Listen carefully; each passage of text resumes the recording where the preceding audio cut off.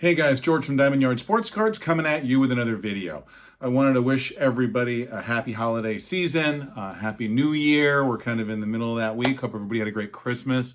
I also wanted to say, if you have anybody out there that you're close with, please reach out to them if they're having a tough time or anything like that, because the holidays can be very difficult for people for all kinds of different reasons.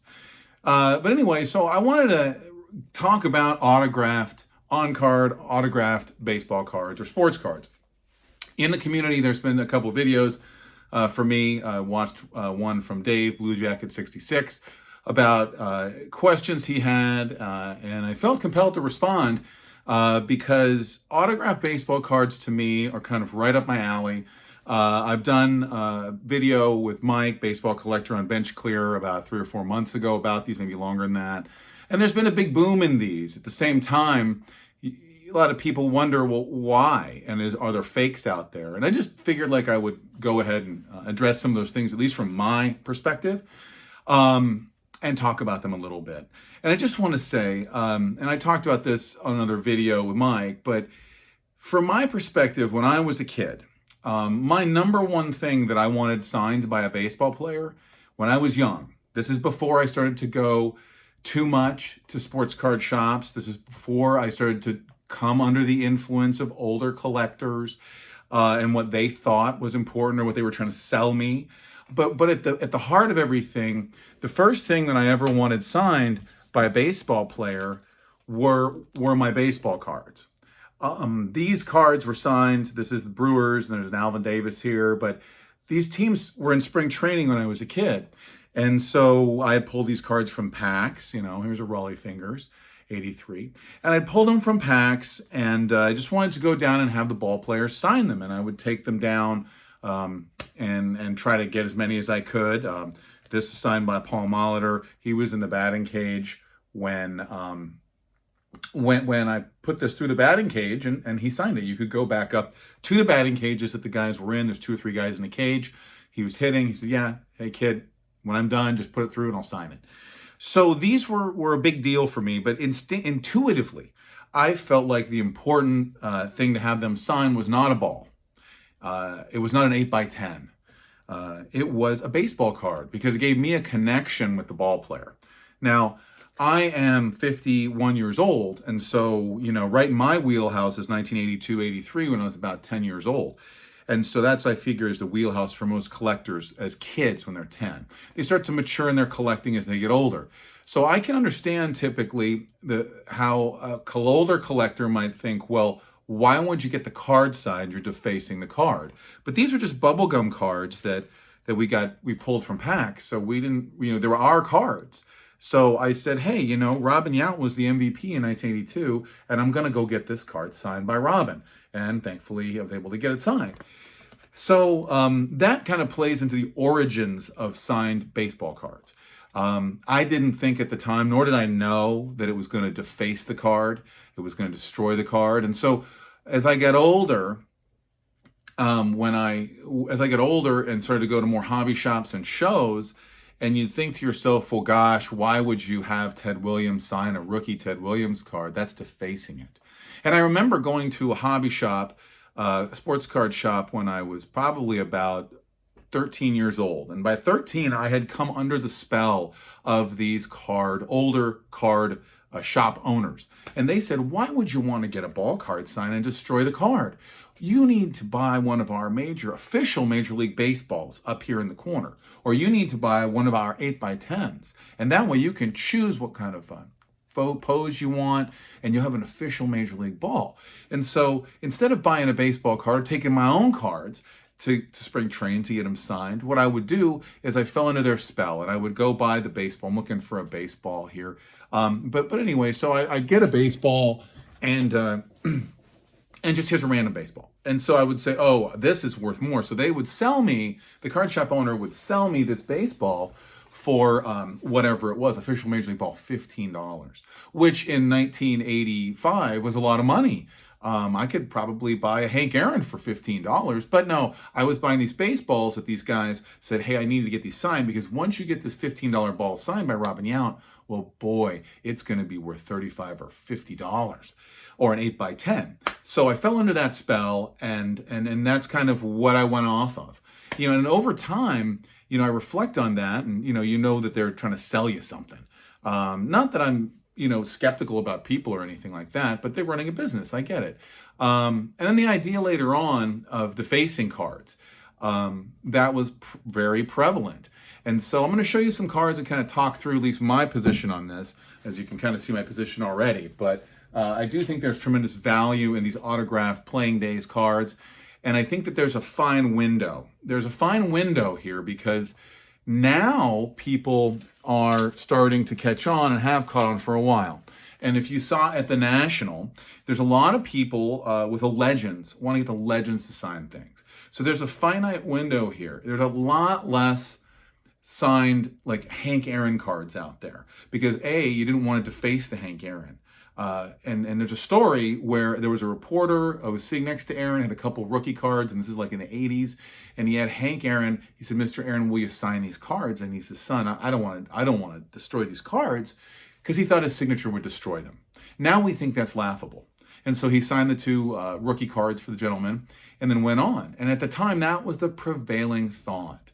And so Aaron got older, stopped signing. People didn't catch on. And unfortunately, the home run king passed a couple years ago. And so as a result, he wasn't getting flooded with cards to sign.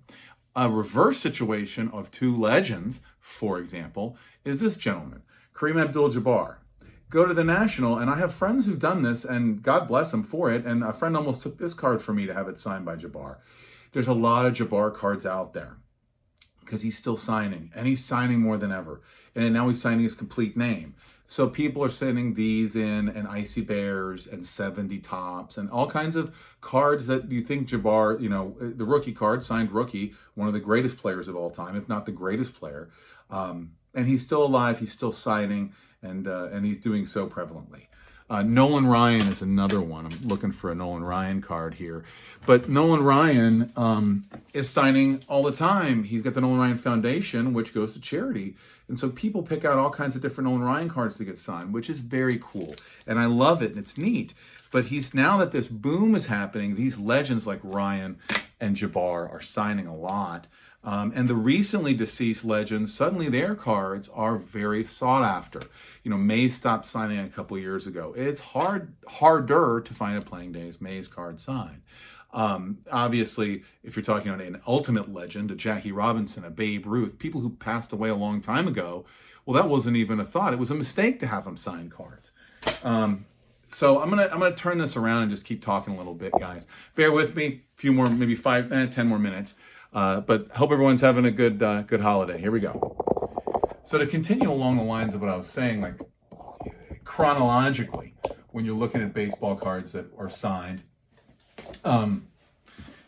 it started to become a more accepted thing in the 90s, and there were all these inserts. And so like Front Row had these. And so all of a sudden you could get, there would be companies that would have these cards that would get signed. Ted Williams was involved with Upper Deck, I believe. You have the Griffey Mantle card, but these were specific cards, not a playing days card, autograph, but specific cards manufactured by Front Row, Upper Deck. Here's one of the ones that is very sought after in the 90s. This is a Pinnacle Joe DiMaggio, and this came in a box set. But there were all kinds of cards, and they knew that the companies knew that these cards needed to be manufactured and not original baseball cards because it was defacing the card. Again, prevailing mentality, which kind of got us away from intuitively what we thought was really cool. Grabbing those baseball cards, biking over to spring training and have them signing your real baseball cards you pulled. Another example here, Upper Deck jumped on board. And then they jumped on board even more so with these sticker autos. And you'll find newer sticker autos of even guys who've passed away a while ago, like Stan Musial or Henry Aaron, have sticker autos because they signed a bunch of stickers and they put them on the card. I'm not saying sticker autos are bad. It's a different way for the companies to continue to promote autographed baseball cards of players who are gone now. Here's another example of the Rod Carew. This is an on-card, or not on-card, but this is a sticker auto. And I think in general, sticker autos are less desirable. But one thing I wanted to say with cards and having people sign cards, it seems like if it's signed with a Sharpie or even a pen, it lasts a lot longer than it does on a photo. Dave Bluejacket had a great video many years ago about the incredible disappearing autograph. It's on a photo, it's in an office, it's being shown off, and they're fading. And they're fading. These are nice autos. Dr. J, Bill Russell, legends. And so the idea of getting a card signed on card auto, to me is a great idea. But again, are there fake autos out there? Certainly there may be. People may be forging autos, and you're getting a lot more money now for these autos. But here's an example, and I always ask where the collection come from. I did a video years ago about this, but this was an autograph from a collection of a guy who had early 70s cards and lived across the street from the Murph in San Diego. And I got the story from the guy who got the cards from the guy. And basically, he would put them in his back pocket and ride his bike across the street to the Murph, and he'd get cards signed. And among these, there was Ted Williams. There were a lot of Tom Seavers.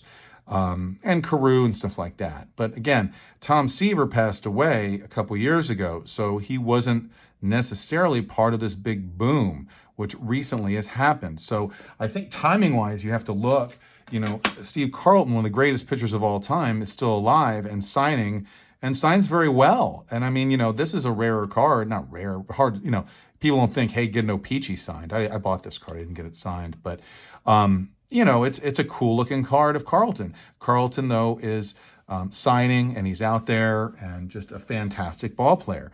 At the same time, there's a lot of autographs of Carlton on cards, maybe fewer of Seaver, fewer of Don Mossy, for example. Shout out to Scott Reindeer Studios.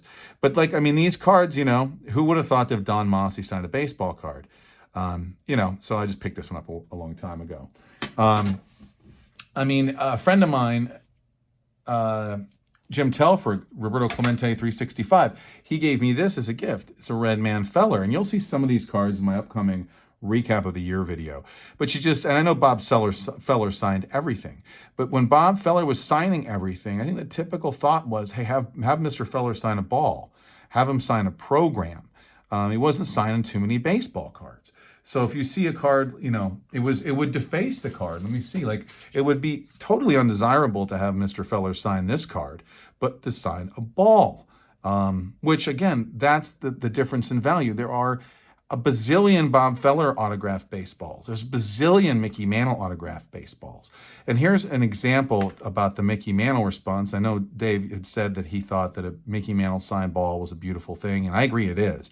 But there's a gentleman who came up to me at a show, and he had a Mickey Mantle signed ball with a PSA sticker on it, and he was trying to sell it to me, and I wanted, a good amount of money. And I said, listen, if you had a Mickey Mantle signed baseball card, well, if it was a playing days card, it's just far more rare. And I think collectors are looking for things that are more difficult to find autographed than things that are just easily and traditionally signed.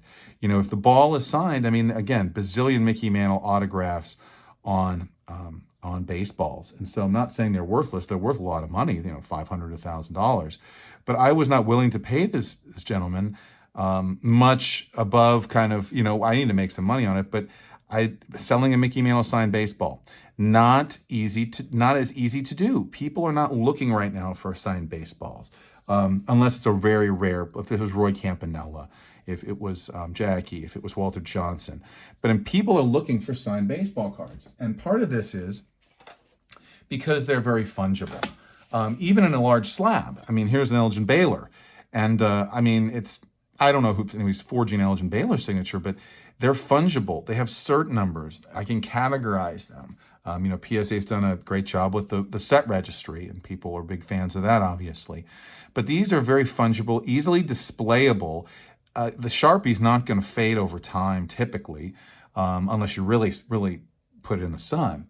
And so that makes it much easier to move as a dealer and to collect as a collector. And here's one of my better autographs. Example, Leroy Satchel Paige. So Satchel Paige signed this old-time Black Stars. I guess a while ago, these cards, Laughlin cards, were not very sought after. And to have him sign it, you'd rather have him sign this than a 53 Topps card a 49 Bowman card, a 49 Leaf card, God forbid. But I mean, it's still a beautiful signature. And again, he passed away in the early 80s. So as a result of that, there aren't many of these out there. And that's, I think, what creates the rarity and the desirability of these great autographed cards. So I think that I hope I answered some questions. I think I'm forgetting some stuff that I had written down, but at the same time, I want to say, so this is again from when I was a kid, and this is a Robin Yount that I got autographed after he'd won the MVP. This was intuitively what I thought I wanted Robin to sign. I didn't want him to sign an 8x10. I didn't want him to sign a baseball. I didn't want him to sign a program. I wanted him to sign this because I had pulled this card from an 83 Donruss pack likely a couple weeks before. I hope that answers some questions, guys. Have a wonderful new year. Thanks for staying with me, and thank you for the support of my channel. Keep collecting.